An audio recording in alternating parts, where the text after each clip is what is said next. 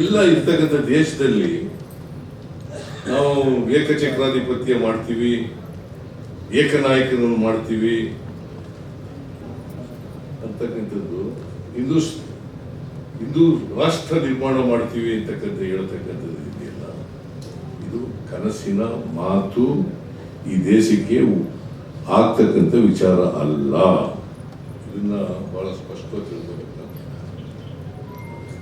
ಕಾಂಗ್ರೆಸ್ ಸರ್ಕಾರ ಬಂದಾಗ ಮಾತ್ರ ಎಲ್ಲರನ್ನು ಸಮಾನವಾಗಿ ಕಾಣ್ತಕ್ಕಂಥದ್ದು. ನಮ್ಮ ಕಾನ್ಸ್ಟಿಟ್ಯೂಷನ್ ಕೂಡ ಅದನ್ನೇ ಹೇಳಿದ್ರು. ನಮ್ಮ ಕಾನ್ಸ್ಟಿಟ್ಯೂಷನ್ ಕೂಡ ಸ್ವಾತಂತ್ರ್ಯ, ಸಮಾನತೆ, ಭ್ರಾತೃತ್ವ ಮತ್ತೆ ಸಹಿಷ್ಣುತೆ, ಇವು ತಾನೇ ಬಹಳ ಮುಖ್ಯವಾಗಿ ಸಂವಿಧಾನದಲ್ಲಿ ಹೇಳಿರ್ತಕ್ಕಂಥದ್ದು. ಈ ಸ್ವಾತಂತ್ರ್ಯ ಆಗ್ಬೇಕಾದ್ರೆ ಅದಕ್ಕೆ ಅಂಬೇಡ್ಕರ್ ಅವರು ಒಂದು ಮಾತು ಏನು ಹೇಳ್ತಾರೆ ಅಂತ, ಬರೀ ರಾಜಕೀಯ ಸ್ವಾತಂತ್ರ್ಯ ಸಿಕ್ಕಿದ್ರೆ ಸಾಲದಪ್ಪ ನಮಗೆ, ಅದ್ರ ಜೊತೆಯಲ್ಲಿ ಎಲ್ಲರಿಗೂ ಆರ್ಥಿಕ ಸಾಮಾಜಿಕ ಸ್ವಾತಂತ್ರ್ಯ ಸಿಕ್ಕಿದಾಗ ಮಾತ್ರ ರಾಜಕೀಯ ಸ್ವಾತಂತ್ರ್ಯಕ್ಕೆ ಅರ್ಥ ಬರ್ತದೆ. ರಾಜಕೀಯ ಸ್ವಾತಂತ್ರ್ಯ ಯಶಸ್ವಿ ಆಗಬೇಕಾದ್ರೆ ಪ್ರತಿಯೊಬ್ಬರಿಗೂ ಕೂಡ ಆರ್ಥಿಕ ಸಾಮಾಜಿಕ ಸ್ವಾತಂತ್ರ್ಯ ಸಿಗಬೇಕು. ಇದರಲ್ಲಿ ನಂಬಿಕೆ ಇದೆ ಇವರಿಗೆ. ಇದರಲ್ಲಿ ನಂಬಿಕೆ ಇರ್ತಕ್ಕಂಥ ಪಕ್ಷ ಕಾಂಗ್ರೆಸ್ ಪಕ್ಷ ಮಾತ್ರ.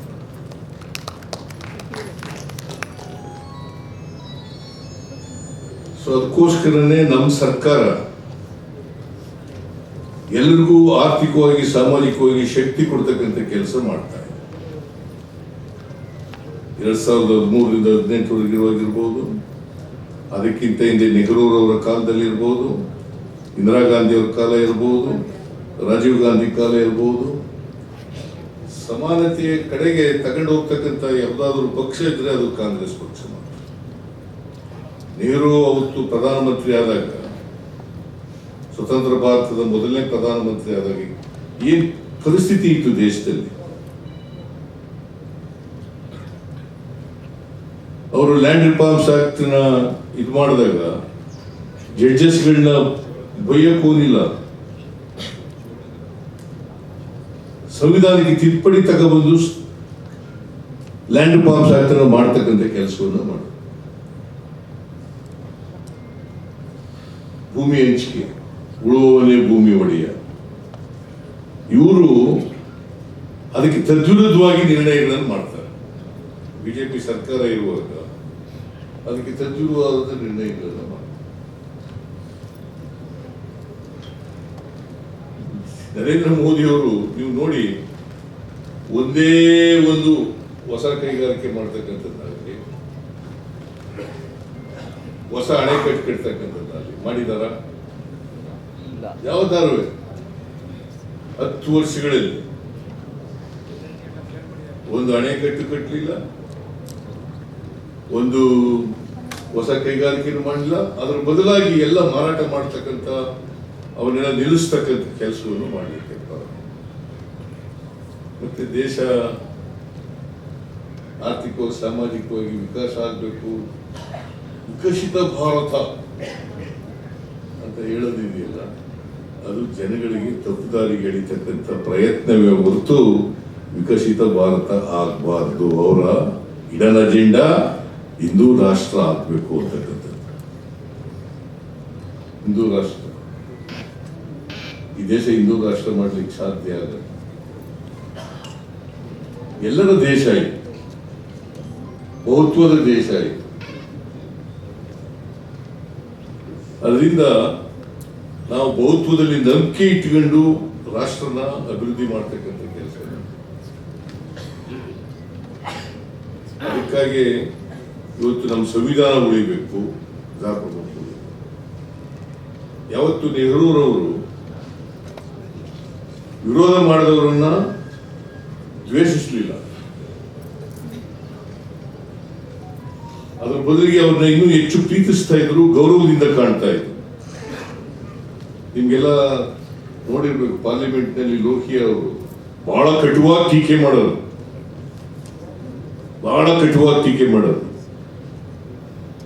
ಪಾರ್ಲಿಮೆಂಟ್ ನಲ್ಲಿ ಕೂತ್ಕೊಂಡು ಕೇಳೋರು, ಆಮೇಲೆ ಲೋಹಿಯಾರ್ ಅವರಿಗೆ ಅಪಾರವಾದಂತ ಗೌರವವನ್ನು ಕೊಡ್ತಾ ಇದ್ರು. ಇಬ್ರು ಒಟ್ಟಿಗೆ ಇದ್ದವರು. ಸಮಾಜವಾದಿ ಕಾಂಗ್ರೆಸ್ ಅನ್ನ ಕಟ್ಟಿದವರು.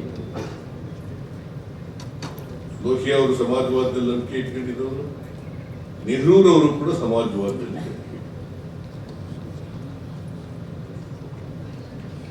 ಅದರಿಂದ ನಾನು ಹೆಚ್ಚು ಮಾತಾಡಲಿಕ್ಕೆ ಹೋಗಲ್ಲ. ನಾವೆಲ್ಲರೂ ಕೂಡ ನೆಹರೂರವರಿಗೆ ಗೌರವ ಸಲ್ಲಿಸೋದು ಅಂತಂದ್ರೆ, ಅವರನ್ನ ಸ್ಮರಿಸ್ಕೊಳ್ಳೋದು ಅಂತಂದ್ರೆ, ಅವರಿಂದ ಸ್ಫೂರ್ತಿಯನ್ನು ಪಡ್ಕೊಳ್ಳೋದು ಅಂತಂದ್ರೆ, ಅವರು ಎಂಥ ದೇಶವನ್ನು ಕಟ್ಟಬೇಕು ಅಂತಂದ್ರೆ ಆಧುನಿಕ ಭಾರತ. ಆ ಆಧುನಿಕ ಭಾರತವನ್ನು ಕಟ್ಟೋದ್ರಲ್ಲಿ ನಮ್ಮ ಸ್ವಲ್ಪ ಆದ್ರೂ ಕೂಡ ಕೊಡುಗೆಯನ್ನು ಕೊಡ್ತಕ್ಕಂಥ ಪ್ರಯತ್ನವನ್ನು ಮಾಡದೆ ನೆಹರೂರವರಿಗೆ ಸಲ್ಲಿಸ್ತಕ್ಕಂಥದ್ದು. ಅದನ್ನ ದಾರಿನಲ್ಲಿ ನಡೀತಕ್ಕಂಥ ಪ್ರಯತ್ನವನ್ನು ಮಾಡಬೇಕು. ಪಕ್ಷದ ಬಗ್ಗೆ ನಾನು ಮಾತಾಡಕ್ಕೆ ಹೋಗಲ್ಲ. ಈಗಾಗಲೇ ಡಿ ಕೆ ಶಿವಕುಮಾರ್ ಅವರು ಮಾತಾಡಿದ್ದಾರೆ, ನಾನು ಡಿ ಕೆ ಶಿವಕುಮಾರ್ ಅವರು ಮಾತಾಡಿದ್ದೀವಿ. ನಾನು ಒಂದು ದಿನ, ತಿಂಗಳಲ್ಲಿ ಒಂದು ದಿನ, ಅರ್ಧ ದಿನ ಸಂಪೂರ್ಣವಾಗಿ ಕಾಂಗ್ರೆಸ್ ಆಫೀಸ್ನಲ್ಲಿ ಇರುತ್ತೇನೆ.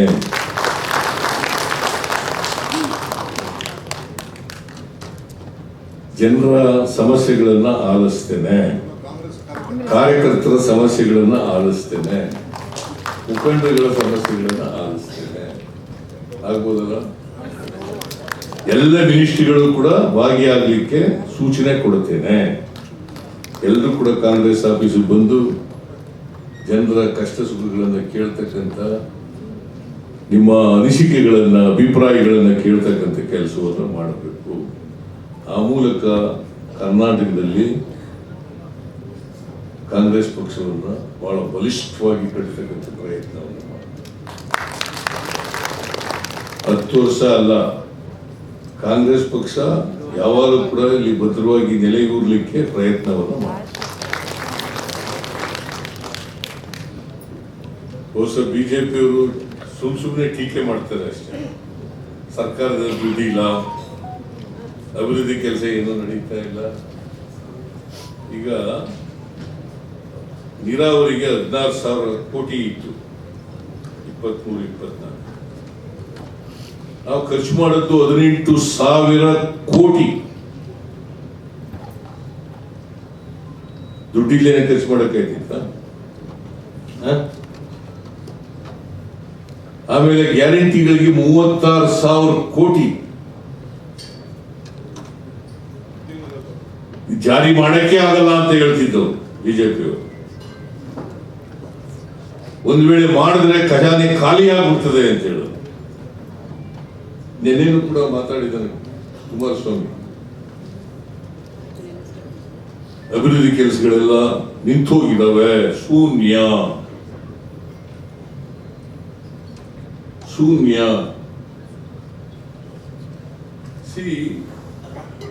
ಜನರಿಗೆ ಆರ್ಥಿಕವಾಗಿ, ಸಾಮಾಜಿಕವಾಗಿ ಶಕ್ತಿ ಕೊಡೋದಿದೆಯಲ್ಲ, ಅದು ಕೂಡ ಅಭಿವೃದ್ಧಿನೇ ಅಲ್ಲ. ನೇರವಾಗಿ ತಿಂಗಳಿಗೆ 4,500 ಕೋಟಿ ರೂಪಾಯಿ, 4,500 ರೂಪಾಯಿನ ಅವರ ಅಕೌಂಟ್ಗೆ ವರ್ಗಾವಣೆ ಮಾಡೋದಿದೆಯಲ್ಲ, is it not a development? It is a development. ಬರೀ ರಸ್ತೆ ಮಾಡೋದು, ಸೇತುವೆ ಮಾಡೋದು, ನೀರಾವರಿ ಮಾಡೋದು ಅದಷ್ಟೇ ಅಭಿವೃದ್ಧಿ ಅಲ್ಲ, ಅದಷ್ಟೇ ಇನ್ಫ್ರಾಸ್ಟ್ರಕ್ಚರ್ ಅಲ್ಲ ಡೆವಲಪ್ಮೆಂಟ್. ವ್ಯಕ್ತಿಯ ಆರ್ಥಿಕ ಸಾಮಾಜಿಕ ಶಕ್ತಿ ಬೆಳವಣಿಗೆ ಮಾಡೋದಿದೆಯಲ್ಲ, ದಟ್ ಇಸ್ ಆಲ್ಸೋ ಡೆವಲಪ್ಮೆಂಟ್ ಅಲ್ವಾ? ಸೊಸೈಟಿನಲ್ಲಿ ಬಡತನದ ರೇಖೆಯಿಂದ ಕೆಳಗಡೆ ಮೇಲ್ಗಡೆ ಎತ್ತಕ್ಕಂಥದ್ದು ಡೆವಲಪ್ಮೆಂಟ್ ಅಲ್ವಾ? ಯಾವಾಗ ಮಾಡಿದ್ರಂತೆ ಇವರು?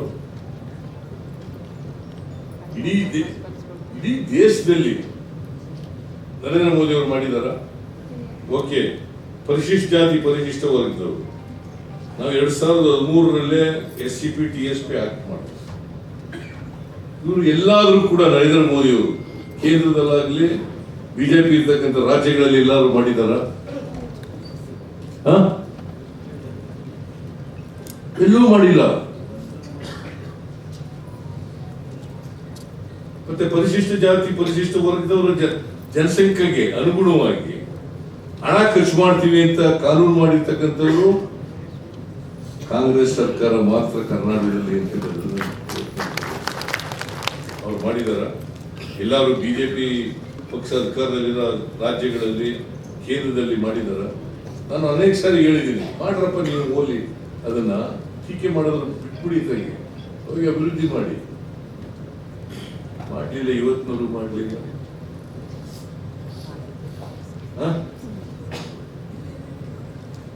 ಕಾಂಟ್ರಾಕ್ಟ್ ನಲ್ಲಿ ರಿಸರ್ವೇಶನ್ ಕೊಟ್ಟಿರ್ತಕ್ಕಂಥದ್ದು ಇಡೀ ದೇಶದಲ್ಲಿ ಕರ್ನಾಟಕ ಒಂದು ಮಾತ್ರ ಅವ್ರು ಮಾಡಿದಾರ. ಹೆಂಗೆ ಸಮಾನತೆ ತರೋದು ಹೇಗೆ?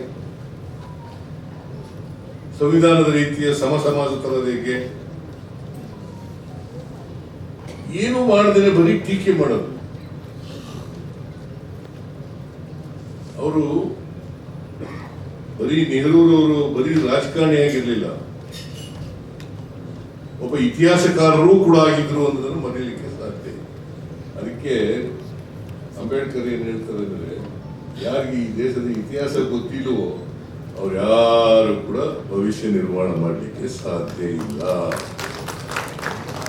ನೆಹರೂರವ್ರಿಗೆ ಇತಿಹಾಸ ಗೊತ್ತಿಲ್ಲ, ದೇಶದ ಇತಿಹಾಸ ಗೊತ್ತಿಲ್ಲ,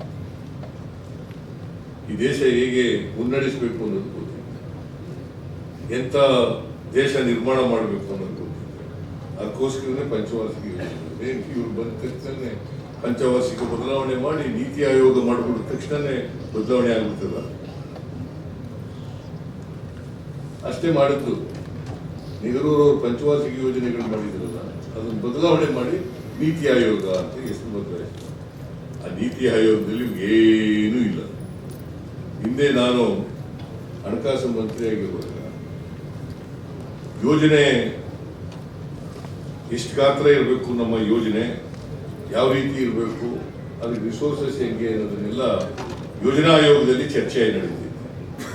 ಅವರು ಅಪ್ರೂವಲ್ ಮಾಡಿದ್ಮೇಲೆ ನಮ್ಮ ಯೋಜನಾ ಗಾತ್ರ ನಿರ್ಣಯ ಆಯ್ತು. ಈಗ ಏನೂ ಇಲ್ಲ, ಯಾವ ರಾಜ್ಯದಲ್ಲೂ ಏನೂ ಇಲ್ಲ. ರಾಜ್ಯಕ್ಕೆ ಕೊಡೋದಿಲ್ಲ ಇವರು. ರಾಜ್ಯಕ್ಕೆ ಕೊಡಬೇಕಾಗಿದ್ದು ನಮ್ಮ ತೆರಿಗೆ ನಮ್ಗೆ ಕೊಡಲ್ಲ. ನರೇಂದ್ರ ಮೋದಿ ಅವರು ಇಷ್ಟೊಂದು ರಾಜ್ಯಗಳಿಗೆ ಅನ್ಯಾಯ ಮಾಡಿರೋದು ಇದೆಯಲ್ಲ, ಅದರಲ್ಲೂ ಕರ್ನಾಟಕ ಮಾಡಿರ್ತಕ್ಕಂಥ ಅನ್ಯಾಯ ಇದೆಯಲ್ಲ, ದೊಡ್ಡ ಅನ್ಯಾಯ ಮಾಡಿದ್ದಾರೆ, ದೊಡ್ಡ ಅನ್ಯಾಯ. ಅದನ್ನು ಕೇಳಿದ್ರೆ ದೇಶ ಹೊಡಿತಕ್ಕಂಥ ಕೆಲಸ ಮಾಡ್ತಾರೆ. ಇವರು ಗುಜರಾತ್ ಚೀಫ್ ಮಿನಿಸ್ಟರ್ ಆಗಿದ್ದಾಗ ಏನೆಲ್ಲ ಮಾತಾಡಿದ್ರು ಗೊತ್ತಿರ್ಬೇಕಲ್ಲ. ದೇಶ ಹೊಡಿತಕ್ಕಂಥ ಮಾತುಗಳಾಡಿರೋರು ಇವರು. ನಾವು ದೇಶದ ಒಗ್ಗಟ್ಟು, ಐಕ್ಯತೆ, ಸಮಗ್ರತೆ ಇರಬೇಕು ಅನ್ನೋದ್ರಲ್ಲಿ ನಂಬಿಕೆ ಇಟ್ಕೊಂಡಿರ್ತಕ್ಕಂಥವ್ರು ನಾವು. ಫೆಡರಲ್ ಸ್ಟ್ರಕ್ಚರ್ ಮೂಲಕ ನಮ್ಗೆ ಕರ್ನಾಟಕನ ಬೆಳಿಬೇಕಲ್ಲ.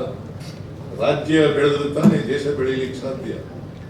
ರಾಜ್ಯನೇ ಬೆಳೆಯೋದ್ರ ದೇಶ ಹೆಂಗ್ ಬೆಳೀಲಿಕ್ಕೆ ಸಾಧ್ಯ? ಪ್ರತಿ ರಾಜ್ಯನೂ ಆರ್ಥಿಕವಾಗಿ ಸಾಮಾಜಿಕವಾಗಿ ಬೆಳೆದ್ರೆ ಮಾತ್ರ ದೇಶ ಬೆಳೆಯುತ್ತೆ.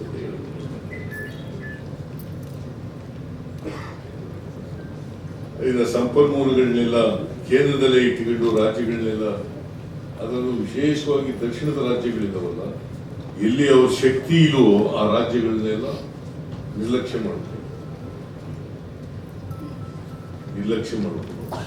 ಇದನ್ನು ನಾವು ಎಚ್ಚರಿಕೆಯಿಂದ ಇರಬೇಕಾಗ್ತದೆ. ಕರ್ನಾಟಕದಲ್ಲಿ ನಾವೆಲ್ಲರೂ ಕೂಡ ಕಾಂಗ್ರೆಸ್ ಪಕ್ಷವನ್ನ ಕಟ್ಟಿ ಬೆಳೆಸ್ತಕ್ಕಂಥ ಕೆಲಸವನ್ನು ಮಾಡಬೇಕು, ಭದ್ರ ಬುನಾದಿಯನ್ನ ಹಾಕಬೇಕು. ಈ ಸಾರಿ ಜನ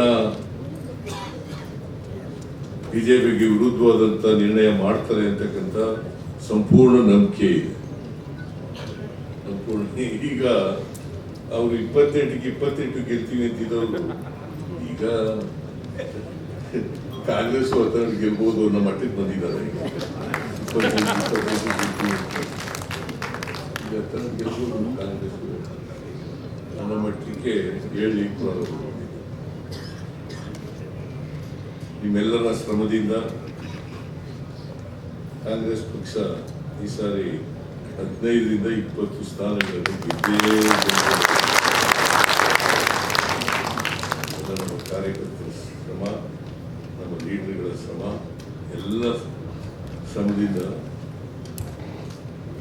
15ರಿಂದ 20 ಸ್ಥಾನಗಳನ್ನು ಗೆಲ್ತಕ್ಕಂಥ ಪರಿಸ್ಥಿತಿ ನಿರ್ಮಾಣ ಆಗಿದೆ. ಜನ ಈಗ ನಮ್ಮನ್ನು ಗುರುತಿಸ್ಲಿಕ್ಕೆ, ನಮ್ಮ ಕೆಲಸಗಳನ್ನು ಗುರುತಿಸ್ಲಿಕ್ಕೆ ಪ್ರಾರಂಭ ಮತ್ತೆ ಸಮಾಜ ನಿರ್ಮಾಣ ಮಾಡಲಿಕ್ಕೆ, ಜಾತ್ಯತೀತ ರಾಷ್ಟ್ರ ಕಟ್ಟಲಿಕ್ಕೆ, ಜಾತ್ಯತೀತ ತತ್ವದ ಅಡಿನಲ್ಲಿ ಕೆಲಸ ಮಾಡಲಿಕ್ಕೆ ನಾವೆಲ್ಲ ಕೆಲಸ ಮಾಡ್ತೀವಿ. ಇದೇ ನೆಹರು ಕೂಡ ಬಯಸಿದ್ದೆ. ಅವ್ರಿಗೇನು ಯಾವುದೇ ಜಾತಿ ಇರಲಿಲ್ಲ, ಧರ್ಮ ಇರಲಿಲ್ಲ. ಎಲ್ಲ ಜಾತಿಗಳು, ಎಲ್ಲ ಧರ್ಮಗಳು ಕೂಡ ಪ್ರೀತಿಸ್ತಿದ್ರು. ಹಾಗಾಗಿ ಆ ದಿಕ್ಕಿನಲ್ಲಿ ನಾವು ನಡೀತಕ್ಕಂಥದ್ದೇ ನೆಹರೂರವರಿಗೆ ಸಲ್ಲಿಸ್ತಕ್ಕಂಥ ಗೌರವ ಅಂತಕ್ಕಂಥ ಮಾತುಗಳನ್ನು ಹೇಳಿ ಇವತ್ತು ನೆಹರೂರವರು ನಮಗೆಲ್ಲ 17 ವರ್ಷಗಳ ಕಾಲ ಪ್ರಧಾನಮಂತ್ರಿ, 17 ವರ್ಷಗಳ ಕಾಲ ಈ ದೇಶವನ್ನು ಮುನ್ನಡೆಸ್ತಕ್ಕಂಥ ಪ್ರಯತ್ನ, ಅದನ್ನು ಮುಂದುವರಿಸಿಕೊಂಡು ಹೋಗದೆ ನಮ್ಮ ಕರ್ತವ್ಯ. ಆ ಕೆಲಸ ನಾವು ನೀವೆಲ್ಲ ಮಾಡೋಣ ಅಂತ ಹೇಳಿ ನೆಹರೂರವ್ರನ್ನ ಮತ್ತೊಮ್ಮೆ ಸ್ಮರಿಸ್ಕೊಂಡು ನಿಮ್ಮೆಲ್ಲರಿಗೂ ನಮಸ್ಕಾರ ಮಾಡಿ ನಾನು ಮಾತು ಮುಗಿಸ್ತೇನೆ. ಜೈ ಹಿಂದ್, ಜೈ ಕರ್ನಾಟಕ, ಜೈ ಕಾಂಗ್ರೆಸ್.